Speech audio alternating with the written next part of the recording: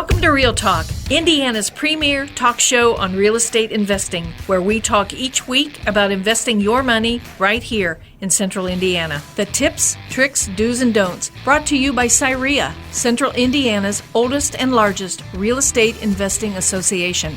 Hello there, my name is Vicki Perry, and I'm the Executive Director of CIREIA. We have over 600 members, all active in or learning how to be active in real estate here in the Indiana market. This radio show is available on FM 95.9, AM 950, podcast on YouTube, and www.cireia.org. Join us each week as we talk about how you can make your money more active with better returns and help the community that you live in with real estate done the right way. Now, on with the show.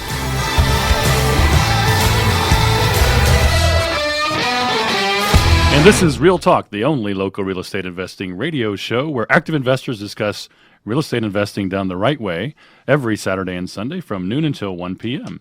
I'm Ron Watson, president of the board of directors of CIREIA, and your host today. We're going to be discussing some of the headlines that are affecting the real estate investing world, and you can check out how to contact each of our co-hosts on our website at cireia.club and find out how to reference the materials we're going to be talking about there as well. Joining me are three of the top investors in Central Indiana. First, we have Dave Short with Century 21 Sheets. Dave's an investor, realtor, coach, mentor, and one of the most sought-after rehabbers in Central Indiana. Welcome back, Dave. It's great to be here. And also, we have Brian Snyder, operations manager for Simple Wholesaling, one of the largest wholesaling companies in the state. Welcome, Brian. Thanks, Ron. And welcome back, Sterling Davis, owner of Vithosity Property Management, managing over 500 doors in Central Indiana, and vice president of the board of directors for CIREIA. Welcome, Sterling. Hey, how you doing, Ron? I'm doing great. Glad everybody's back in full strength here today. And this week we're going to be talking about how investors can help their buyers be better consumers. A lot of buyers are first time and they don't realize that there's more to buying a house than just coming up with the down payment. So we're going to be talking about that whole process of what you need to look for and the information and the whole strategy involved, and then from a perspective of the investor. But first, I wanted to mention some interesting things that are going on in the city, starting with this article about tiny houses. Sterling, you're familiar with what's going on with tiny houses around the country? I am. You and I'm a big guy in a tiny house. I was going to say, you and I are not really suited well for tiny houses, but, you know, that's apparently a popular thing. So if you're heading, and this is an article from the Indy Star, actually just about Monday, April 8th, we'll put it that way. If you're heading to a Colts game looking to stay the night, think small. So there's a new tiny house that opened up March 1st in a lot close to Lucas Oil Stadium near the intersection of Senate Avenue and McCarty Street. And it boasts under 200 square foot on homes on each wheels. I guess it sleeps 2 to 3 people. It's a 5-minute walk to Lucas Oil Stadium, 15-minute walk to Bankers Life. And so it's kind of interesting. It sounded like it's movable, too. It's on wheels. So I don't know if they must wheel it in and wheel it out. Has anybody seen this yet?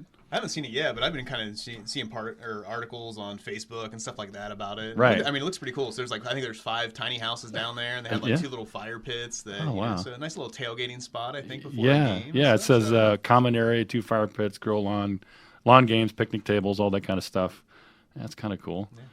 It sounds like it's going to be better than my real house. So I'm kind of exactly. That. Well, you need a house for each one of you and your kids. I think Exactly. Each have a separate house. I'm thinking a little Real Talk field trip or something. Yeah, that's right. Maybe we should do a live thing. Well, let's wait for a Colts game when we do that as well. Okay. I think that would make a lot of sense.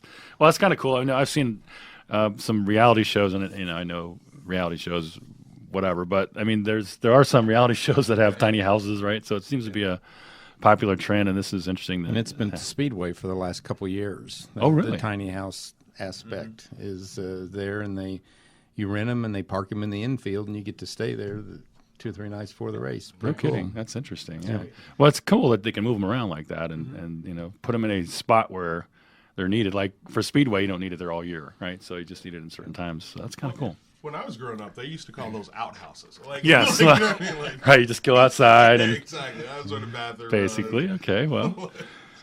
So we know where you grew up. That sounds like I grew up in the country. In the country, yeah. That's what you learn. I got you. You got this one. I mean, it's a 15-minute walk to even Bankers Life in downtown. So, I mean, Airbnbs have been a hot thing in Indianapolis here Yeah. recently, so now we'll have the little tiny house trend happening, Yeah. popping up here and there. So Right. I like it. I'm excited. Well, what's interesting, and from I think about it from an investor standpoint, I wonder, maybe we should get people that are interested in doing that involved in CIREIA, and having them.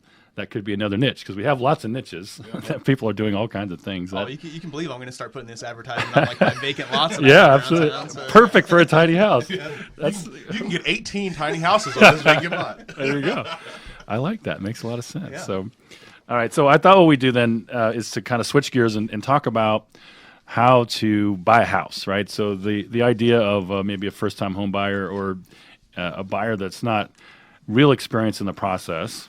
We have some really good information and a lot of good experience here with that process. But we'll talk about that, and then we also want to look at it from the perspective of the investor. So how do we, from investors, what's our viewpoint? Thought we'd start with the pre-approval process for a mortgage, and I know Dave, you're really knowledgeable about these particular topics. You want to give us an overview on that? There's about 50 years of experience in the room, and I have I 47. was going to say, I think it's So- mostly him. But Sounds about right. But the pre-approval process, and I'm talking from a realtor's perspective right now, is that most realtors will not take somebody out and show them houses unless they've been pre-approved by a mortgage company. And it's more than them just talking to the mortgage company and give them basic information, say, yes, I can give you a loan. The kind of documentation we're looking for from as a realtor is that they've checked your credit. They know if there's any glitches in your credit so you can start working on them. So effectively, if you have a good pre-approval letter in hand and you go out to buy a house, then a seller can reasonably look at that and say, okay, I effectively have a cash buyer here subject to some things being done, like the appraisal process and home inspection and everything else. So, but we used to get just generic type approval letters from lenders, and today with the sophistication and how hot the market is, that the sellers, if they're accepting a really good offer on their house and they have multiple offers on their house, they want to make sure the offer they do accept can get closed. So that's the strength of the pre-approval. Yeah, so it helps that buyer be more competitive because it's more likely to be able to do the deal. And so the as far as the pre-approval process, I know it's partly because you don't want to waste your time, right, on a buyer that's just never going to be able to do anything. Right, and you get so much information out there today. You'll have lenders telling you that you can get get an FHA loan with a 580 credit score. Well, technically by their statutes you can, but that is so hard to do because a 580 is not really a quality credit score in today's house buying market. But there's circumstances why that people's is a 580 and not a 700 score. Right. So, and sometimes the lenders can solve that. And I think, just the pre-approval process, whether you're buying retail or just, even just from an investor. So in our business, we have about 85% of them are cash deals, but about 15% are about owner financing. So, but we go through a pre-approval process with anybody that we're doing owner financing on because our goal is to make sure that our buyers are going to be successful. Just because they can make maybe a down payment right away, we want to make sure they're successful in the long run. And we're basically, number one, we want to make sure we get our money back. But we also want to make sure we're putting them in a situation where they can make sure they can make the payments and, that, like I said, be successful in the long run. So is your pre-approval process very similar from the wholesaling side as to what Dave was describing here? Or is it not maybe a little bit more abbreviated? Or we usually don't do we will do a credit check if we need to, if it's kind of like a fine line. But basically, as long as they can prove that, show us, 2 years worth of income, kind of what they've been doing. They'll give us their bank account statements, kind of what they have in there right now, just so we can make sure they can make the down payment and just some proof of job is a big one. Just make sure they have all that stuff. So it's not as in depth as if you're buying retail or anything like that, but we still want to go through that process. Yeah. What about you, Sterling? As far as it used to be if you were breathing, you'd rent them a place. Yeah. And I think that's might have changed a little bit. A little bit. It's funny, as a broker, I feel like every new broker has to learn their lessons and get their stripes by, rushing this. It's like, hey, I got a buyer. This person, one of my friends said they want to buy a house. And it's like, oh yeah, and I took them around 6 houses. I'm like, did you get a pre-approval yet? Oh, no, I didn't get a pre-approval. It's like, well, if you don't have a pre-approval, then why are you showing them houses? He's like, I don't want to ask them, to do that. That's uncomfortable for new agents sometimes. So Yeah. In today's market too, by the time they do get pre-approved, those houses are not going to be there. Right. So, No, I mean, so when it comes to the leasing side, I mean, it has changed, right? It's a more competitive market when it comes down to leasing properties. I mean, on a given, when it's priced right and things, I can have 4 to 5 applications in a matter of days. So, at one time when I first got here, our credit limit was somewhere around 500 to 525. Now it's like 550, because we can be more choosy when it comes to our tenants. So. So let's talk a little bit about part of the next step in the process, and that is coming up with the cash down payment. I know there's different requirements for different types of buyers or different types of loans, and et cetera. But maybe talk a little bit about that, Dave. What is it? Can I jump on one thing? Yeah. Because I wanted to bring it up about the Just pre-approval. one thing, though. One thing, right? Because oftentimes we have to pre-approve. One of our things is, are they emotionally stable? Are they financially stable?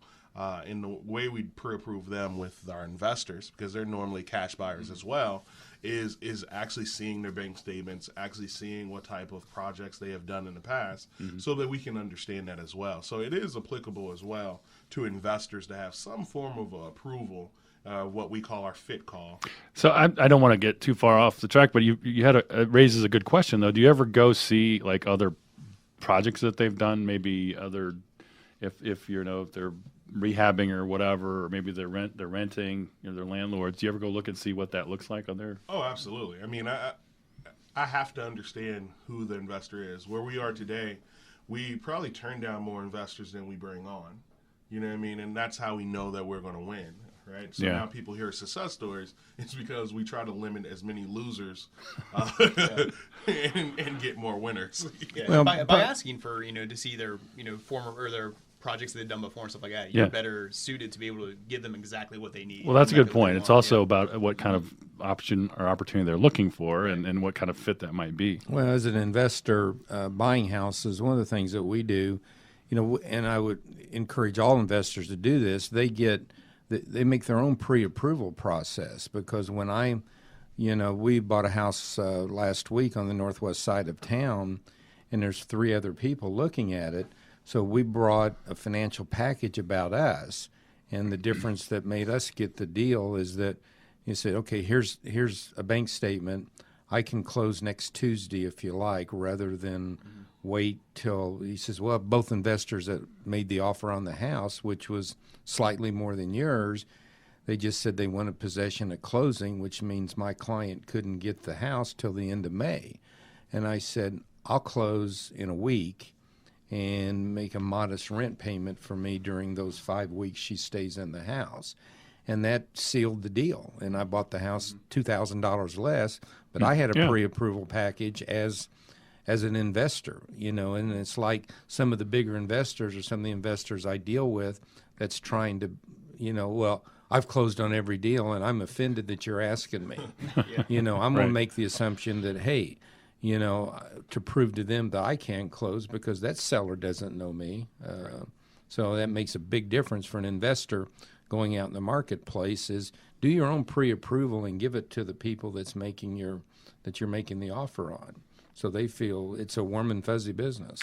That's a great idea, and I bet a lot of people don't do that, right? That's probably unique. I hardly ever run into it, and that's why we get, that we dig into the deal a little bit deeper, and what might make us stand out versus somebody else making an offer against us. Yeah, that's just one other thing that helps helps build that rapport too. Of like, hey, I know you're gonna have other people looking at it. I know 3 other people are interested, but this is what I'm able to do for you next week or whatever that is, and that brings a huge advantage. I know that's on the wholesaling side. Is we say that all the time of like basically like, hey, we can buy your house next week, like in cash in hand, like we're not going to get under contract and they're going to try to sell it. I mean, that's a huge advantage. Yeah, So absolutely. I can definitely see that helping you out, Dave, of just having that pre-approval process and that kind of like packet that you can give them. Also, it's a little bit more personal too. They kind of feel you or get to know who you are a little bit better. Yep. And I think, when I look at this, working with the right lender seems like to be the difference. When I first got into this, I used to get lenders that I felt like just couldn't close deals. Like, you know what I mean? Like, they would give me a pre-approval, and then the secondary wouldn't get. They're like, "Oh, didn't realize this, this, and this," and we would never get to the closing table. So having a lender that's going to be able to get, like what we've started doing is having our renters get pre-approved, like so that they can get home ownership and things, and their rental payments can go towards building their credit and things like that, right? But it was very important to team up with a lender in which when they gave us a pre-approval, we knew that the deal was going to get done. Right. Well, all the lenders that we try to work with, especially if somebody's buying one of our flips, and it's a little bit of a technical term, but we would like for the pre-approval letter to come from what we call a direct lender. And that's a big deal for a guy like me, is that by a direct lender, I mean that somebody that you're talking to will actually make the decision to approve that loan. Back in time when almost anybody could get a loan, we would get a loan package submitted, and the lender would call us and say, "I've approved you for the loan. I'm now sending it to California. It will be 72 hours before they get back with you." Well, that means they really didn't. All they've said is, "I've assembled all the information. I'm going to send it to California. They'll give the final approval," of which typically is a lot more difficult than the first stage was. So you have to be careful as a flipper who's giving you the pre-approval letter, and it's worth something, and that they understand all the applicable laws and everything. And we'll talk a little bit more on appraisal on that as far as timing and seasoning. Yeah. Well, I wanted to talk. We've got about 4 or 5 minutes left in this particular segment, but I want to talk a little bit about the cash requirements for when you're buying a deal. So I know it's different. It depends upon FHA, or maybe there's a VA loan involved or whatever. But can you talk about some of the variations of the possibilities there, what people can expect? Well, obviously in today's world, the more down payment money that you have, the easier it is for the lender, and the more options you have to get your loan approved on it. And but most of the buyers we look at flips, and let's say under $150,000, they're buying FHA, they're buying VA, or they're buying a 3 to 5% down conventional type loan. So the less down payment that you have, they're probably going to scrutinize you as a buyer a little bit more.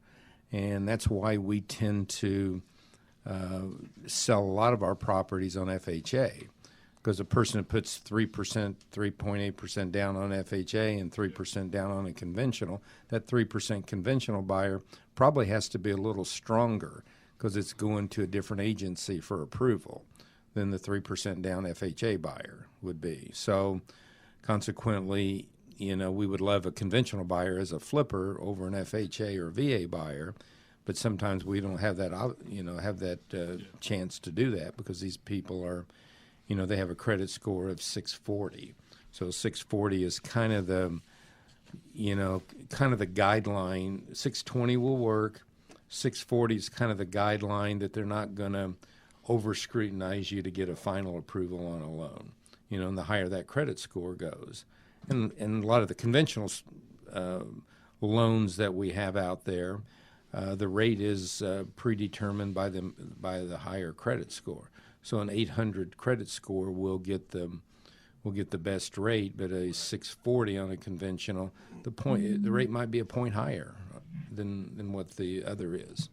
Yeah, I mean, that's the thing I see is I don't oftentimes work with buyers that are doing FHA and things like that, but I have, for some reason, recently friends have called me and things, and what I find is, even going through different programs that they have out there, like INHP, and I find that buyers don't really understand, and the community don't really understand what actual money is needed for a deal, right? Like, you hear that you need a down payment, and you hear that you need closing costs, but I don't think they really get a grasp. Like, Dave, can you talk a little bit about, like, those situations with points and things like that? Well, down payment is obviously a key, and you need a down payment for almost every loan that you get, with the exception of VA. And there is some no money down loans that's available on a conventional basis, but they're substantially harder to come by. So, Yeah, and I want to get into a lot more of this process in detail. We've got a lot of other steps along the way in terms of buying a house. We're going to do that. We're going to take a quick break here, and we'll be back after this message. Hello to all our CIREIA and Freedom 95 listeners. Fortunately, the weather is turning nicer. Unfortunately, now here come the bugs. Termites are swarming this time of the year. A lot of people get them confused with flying ants. Termites are black and have wings and very similar to flying ants. A termite is more elongated without a pinched waist, where ants do have a pinched waist. And of course, termites can do a substantial amount of damage to your home or business. The termite swarmer's job is to leave the colony and start new colonies. The workers never leave. They only just keep on eating. So for all your pest control needs, give us a call at Bugs Be Gone at 317-945-2965 or visit us at bugsbegone.net. That's BUGS, just the letter B, GONE.net, or find us on CIREIA.club for your premium discounts. are you looking for a new place for lunch or dinner, or a fun place to hold your next company party? Check out Trader's Mill Grill and Bar. Awesome, friendly staff, fabulous food made from scratch, full bar and daily drink specials. Make it an evening with more than 20 screens to get your favorite games, including Golden Tee. Also has 3 pool tables. You can find their menu and hours at tradermill.com. Check out Trader's Mill Grill and Bar, located at 5650 West 86th Street, Indianapolis, Indiana. And welcome back to Real Talk. This is Ron Watson, the president of the board of directors of CIREIA. And today we're talking with Brian Snyder, Dave Short, and Sterling Davis from Athosity Property Management. We've been talking about how houses are purchased and the process that you go through to first assess it, to get approved. And then now we were kind of talking about the cash requirements, and there's a lot more that we wanted to cover there. And I know, Dave, we were talking about the actual cash needed. So can you give our listeners a little bit more details on that? Let's take, for instance, a 3% down conventional or FHA loan. So, obviously, if it's a $200,000 house, you're putting $6,000 down. Well, what's going to happen, especially on a conventional loan, or we call those an insured conventional, or an FHA loan, is that the lenders are going to want you to have a couple months in reserve for down payment, for mortgage payments, so you struggle the first 2 months of the house, and you're going to have closing costs that's going to be anywhere from 1.5% to 3% for the buyer to close that loan. So all of a sudden, for a 3% down loan, a borrower could need somewhere upwards of $12,000 to close that. Well, real estate agents are pretty creative, and lenders allow a lot of things to happen to hopefully reduce that amount of down payment, such as you can ask a seller to pay some of their closing costs to reduce that $12,000 out of pocket. They're going to get certain credits on their sale that reduces some of their out of pocket cost. But I think from a safe standpoint, from a buyer, on a 3% down $200,000 loan, they're going to have funds that's verifiable of anywhere from $7,000 to $8,000, and $6,000 of that's going to go for the down payment. But there's a lot of ways. You have to show a history as part of the pre-approval process that you have the funds. It just can't, show up in your account the next day and mysteriously, all of a sudden I'm qualified to do it. But right. a lot of these agencies and lenders will allow gift letters. So somebody in a close proximity, family member, can loan them or gift them money and say, basically in a letter, that you don't have to pay that money back. FHA and conventional lenders do not allow for you to go out and borrow a second mortgage before you even own the house, or a personal loan to get the down payment. So you say personal loan, like a credit card. Somebody had a credit card. They don't want you to put on credit card. Right. And you can't have, what we tell them, and we've had buyers do this where they've been pre-approved or they got approved for their loan or pre-approved. They've even entered into a purchase agreement. And then 2 days before the closing, the lender calls me and said, hey, they just went and bought a new car for $700 a month, and they now don't qualify for the loan. My. Yeah. So you have to keep how they pre-approved you. You have to keep that intact. That's a good through point. the whole course of this loan. I think the most common thing is, they went to go buy some furniture. Oh, I've had that. Furniture, appliances, and all that. More. Yeah. And it's like, what did you just do? Return that right now. No, I mean, I think that's the really interesting thing with is having a team around you that is knowledgeable, right? Because for me, when I first got in this, my mom and dad have been in real estate for 30-something years, right? But you didn't want to just go back to your parents all the time. So the one thing that they told me was, if they know more than you, that's okay. Yeah, exactly. So she told me to build my team, and I did, right? So I went to, I got a good lender that I worked with, and then I got a good title company that could really make sure that the deal happened. And then I started learning just from each deal, right? Because my board has a good support system, and they have a legal line that you can ask these amazing questions. And I think it's really interesting, just the programs that they have for buyers and things like, the no money down programs that can reduce some of that cost that Dave was talking about. I think even as an investor, I was going to ask Brian, oftentimes I see with wholesalers, when they put houses out, it says buyer will pay all closing costs. Yeah. Is that common with you? And why? How does that work in your industry, I guess? That's pretty common. I mean, I see that from wholesalers just in general, just so then they don't have to worry about it. It's not coming out of their assignment fee or anything. So, and that's just kind of the easiest thing to do. So that's why you see a lot of wholesalers do that. We always try to get our buyer to pay the closing costs and also assume the taxes. That's just kind of one of the standard things we do. But that's also kind of, we want to have that mindset of hey, where can we just make that extra, $500, $1,000 here and there? And sometimes it works. And obviously if the buyers, some buyers are like, no, I'm not going to do that or whatever, then it's just part of the negotiation process and things. So yeah, I mean, so you have a lot, that's pretty common for wholesalers to put out there. Just basically they don't have to worry about the closing cost or some of that stuff. I see a little bit. What you net. You know what I mean? Exactly. If I'm doing a net 7,000, it's a pure 7,000 versus. Right. I know what my assignment fee is. If I'm getting it for under contract for this, and my buyer is buying it for this, I know exactly what my assignment fee is or anything. So, and part of it, I will also say, is that I've seen a lot of newer wholesalers, younger wholesalers that sometimes they're unaware of it. Where I'll get a lot of assignment contracts sent to me or property sent to me that they have under contract, and then that's why I always ask them who's paying closing costs, who's assuming that where the taxes falling, are they prorated or whatever, and a lot of them are like, I don't know. So I think it's just all part of educating yourself and understanding it. And something that I really like you said earlier, Sterling, was when you're getting your team together, your lender, your title company, all that stuff, of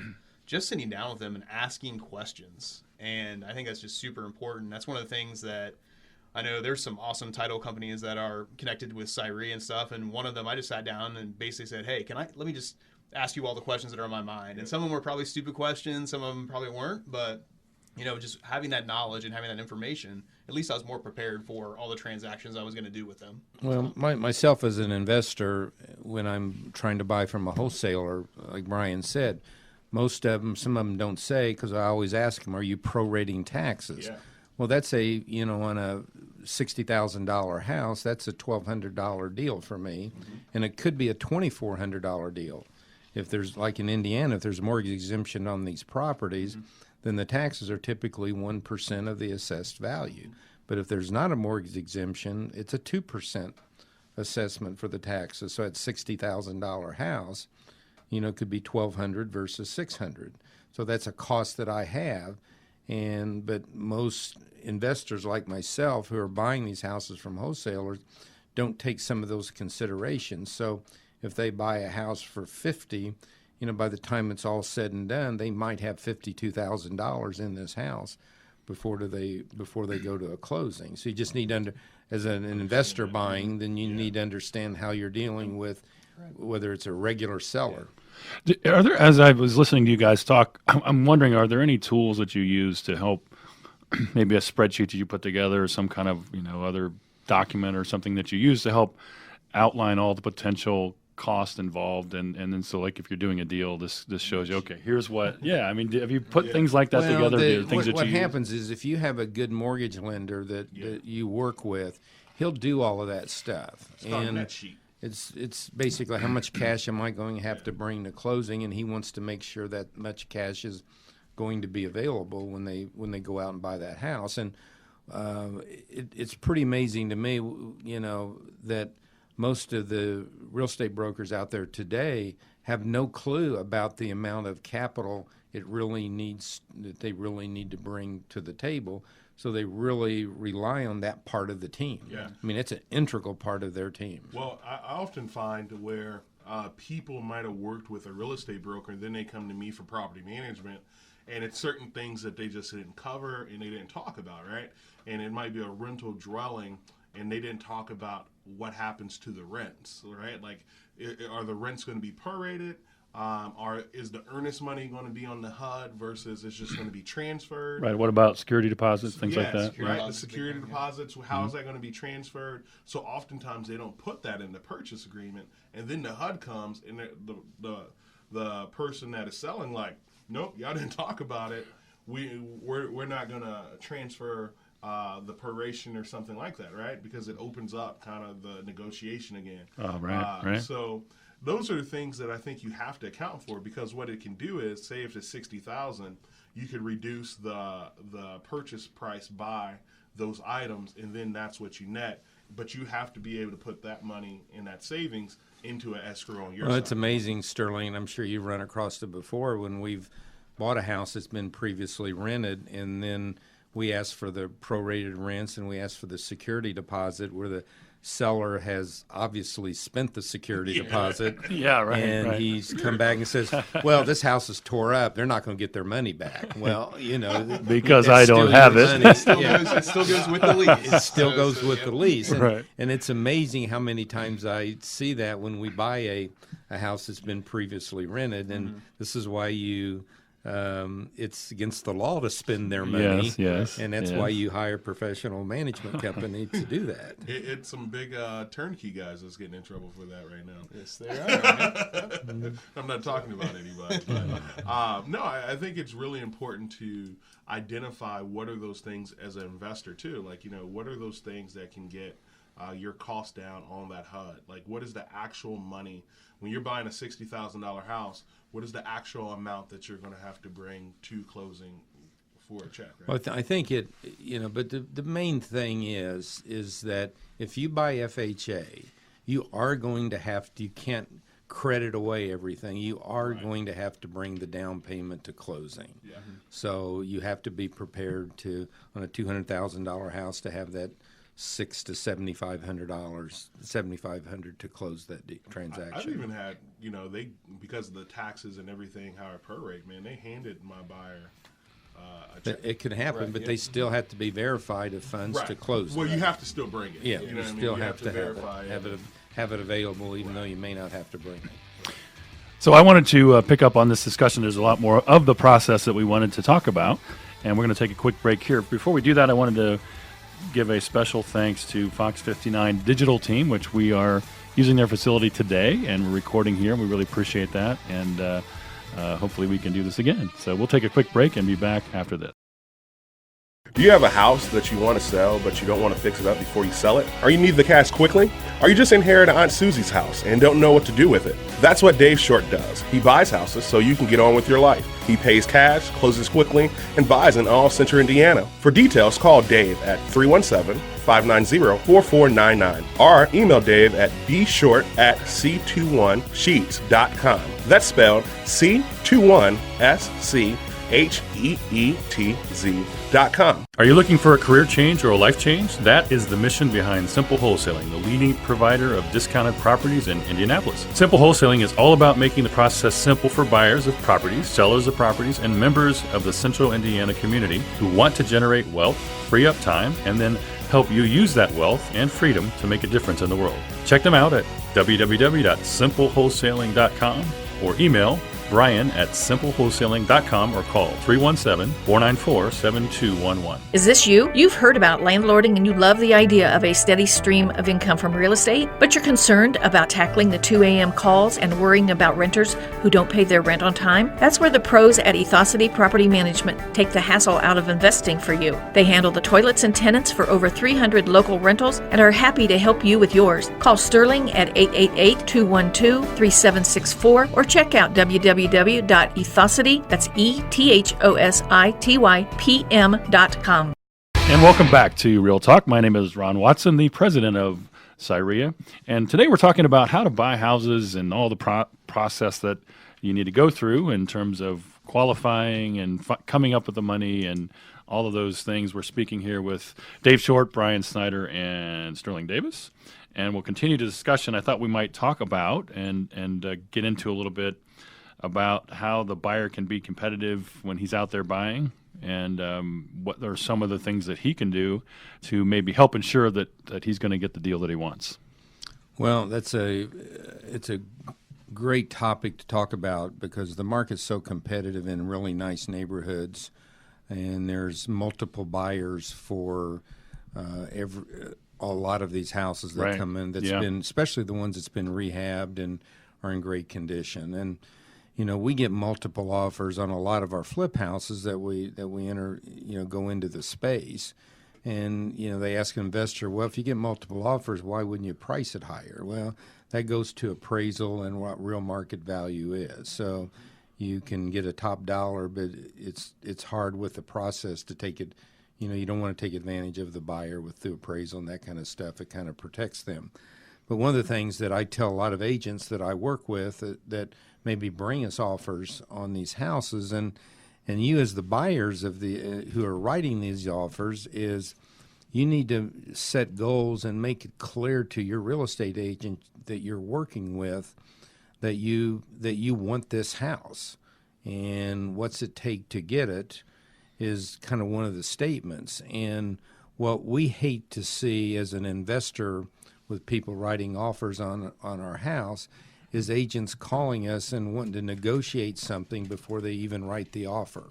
We would rather see something on paper and let us make a decision that if it's a good business deal for us and a fair business deal for you. Mm-hmm. I mean, our process is always about, we always try to be win-win. Mm-hmm. And so many of times I feel, maybe it doesn't happen, I feel that the realtor gets in the middle of the transaction and actually sometimes negotiates the deal away from their client. And if their client give them specific instructions, I'll do this, she can protect or he can protect your best interest and help you get that house.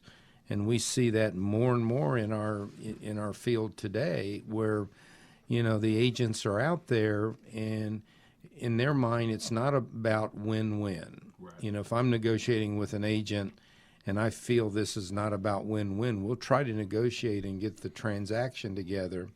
But I'm so much happier if everybody's excited about the transaction taking place. And then, some of the times when we've had very difficult transactions on our flip houses and we finally get it together and get to the closing and I meet the buyer face to face, then I instantly see that the buyer's wasn't the problem here. It was the other person trying to facilitate this transaction, where and so you as the buyers trying to buy and be competitive, it's like anything else. You need to tell a story. We accepted an offer, as corny as it was. We accepted an offer on a flip that we had in Speedway. That we had 3 offers on. We accepted the offer. They were all very competitive, but they had wrote a letter and tell us how much they wanted to be in Speedway. I was just going to And ask you if you'd ever had this that is a dream. This is our dream home. right. Well, we sold it to these people. We got a low appraisal on these people, but yet we hung in there and got the transaction worked out. And had I not had that personal contact, then I'm thinking, okay, I don't owe these people anything. I just tried to get the house closed and sold. But that letter made all the difference in the world to me, why I wanted to work with this couple. Yeah, I think a couple things that I see with piggybacking off Dave, is when you start talking about agents being in the way, right?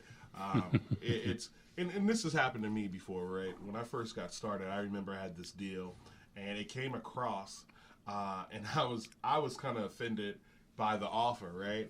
And so I sent it over to my client. I was like, here goes the offer, and I put my 2 cents in. And I was like, and then that kind of changed my client's like mind, right? So then it became really, really hard, and I thought I cleaned it up.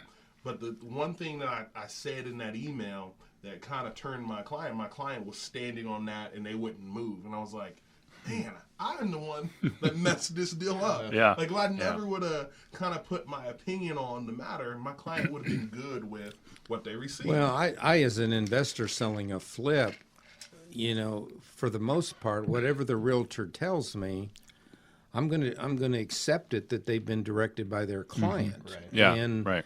where we had an offer on one a couple months ago where the agent says, well, these people are firm at 180. And we had I think the list price might have been 182 or 183. And we got another offer in kind of the same number. Well, we rejected the 180. And the realtor says, well, why didn't you counter me? And I said, well, you said they were firm at 180. Why should I waste my time? Well, that was just a negotiating ploy. And I said, oh, sorry for you. You lost. Well, so that's a good point. I thought I would share a little bit of interesting things that has happened to us recently. We started looking for houses just to move for us personally, right? And we hear some things from the realtors, and I think this is instructive for people listening, because what I'm hearing here is that not everybody has the same level of expertise and competency when they're out there, right? Yep. And so you got to be aware of that as a buyer. We've had, there's more than these couple of points, but I know when we were looking at a house recently, and one of the buyers, the realtor said, as we're walking through the house, oh, well, these houses, you don't have to repaint the walls. It's all been recently repainted.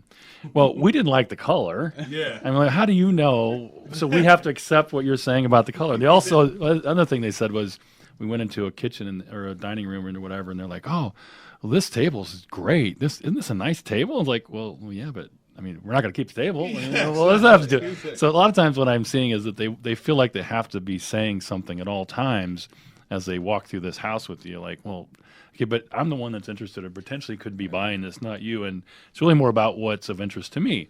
And you don't know what that is.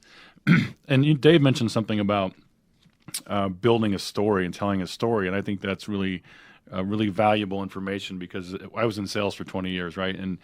And so what you try not to do is just make everything about price, right? You want to build value. And like the people that wrote that story, it was a price involved, but they built value with their whole the whole thing they were doing. The money was there, but the story added one more piece to the puzzle that, hey, I can work with this couple to get them their house because they've been disappointed 3 other times in it. But, and it's like, sometimes we know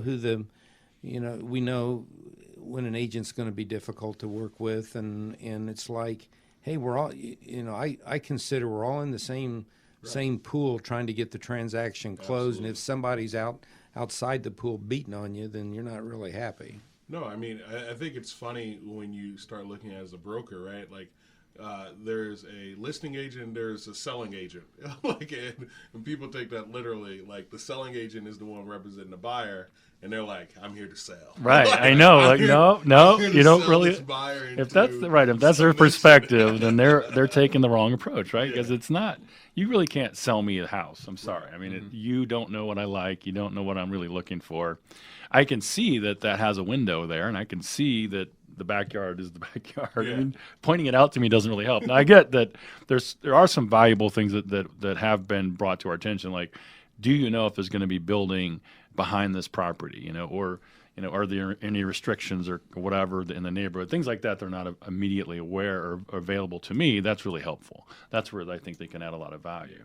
And you have to stay true to your fiduciary responsibility. I think it is really challenging as a broker and as an investor at times, right?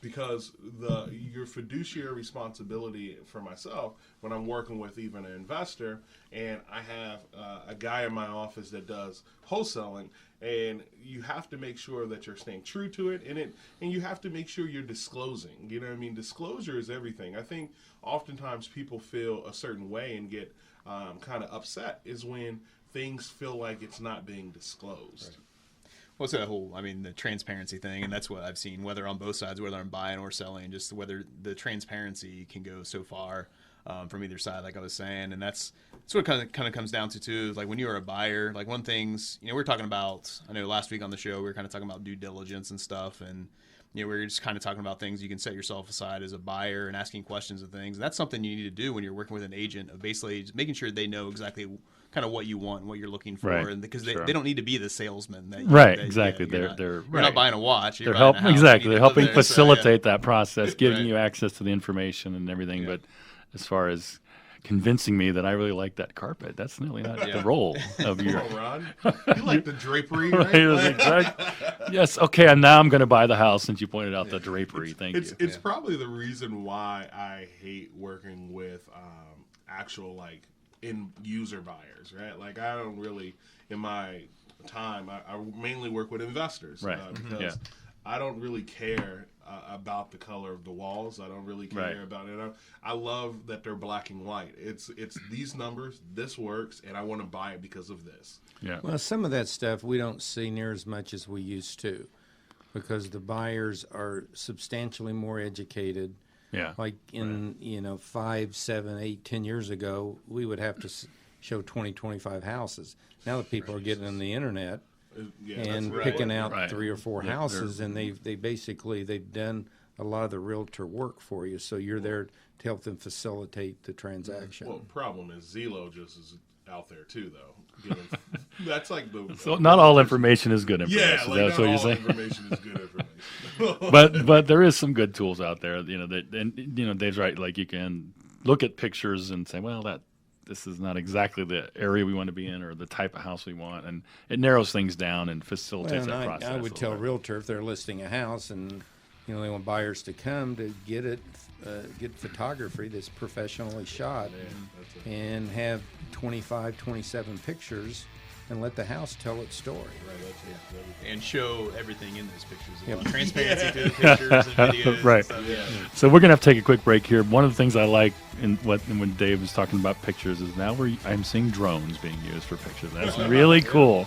I love that very much. So we're gonna take a quick break here, and we'll be back after this. Are you wanting to get started in investing but don't know what to do first?